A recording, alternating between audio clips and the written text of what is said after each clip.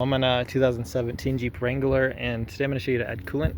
So first you want to open this hood, and then there's two spots, and you want to make sure this whole engine's off and has been sitting for a little bit so it's cool. You don't really want to do this while everything's under pressure and hot, just because when this stuff's hot it kind of gets to like a boil and can pop out, especially from the radiator here.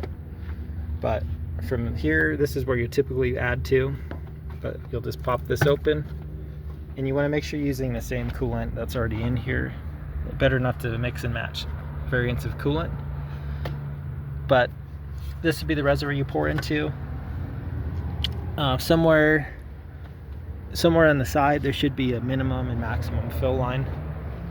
So you want to make sure that you don't overfill it, because you want some air gap in the top, because again, with the air pressure and it getting to a boil, it kind of changes the level a little bit when it's hot. I can't quite see the full line from where I can video it, but you'll fill up till you get to where it's full with some decent amount of air gap in the top, and then you close that back up. And then, should you need to, you can also add coolant directly into the radiator here, which you'll just push and twist. And again, don't do this while the engine's hot, because this will spray poisonous hot liquid all over you, which nobody wants. Alright, so now it's open, and then here you can see the coolant. Add as needed, but it should pull, if it's working properly, from that other side reservoir. But when you're done, make sure that you push this down and get this nice and tight. You don't want this loose or popping off while you're driving, and ideally you don't want it to get on you.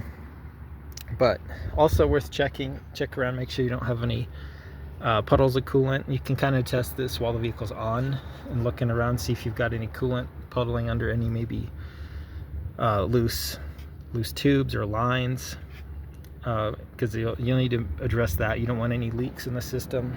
If the radiator started to get hot at some point, it might have cracks in it as well, which you'd be able to see that from coolant starting to puddle under the vehicle, which hopefully it's not. And then double check too that it's not just water pooling.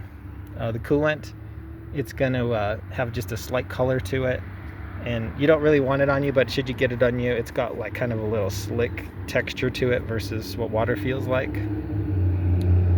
And then sometimes too, these reservoirs can crack, so you can kind of check here in all the tubes as well to make sure there's nothing that would cause leaks or air to escape. But I hope this was helpful. Hope you have a wonderful day.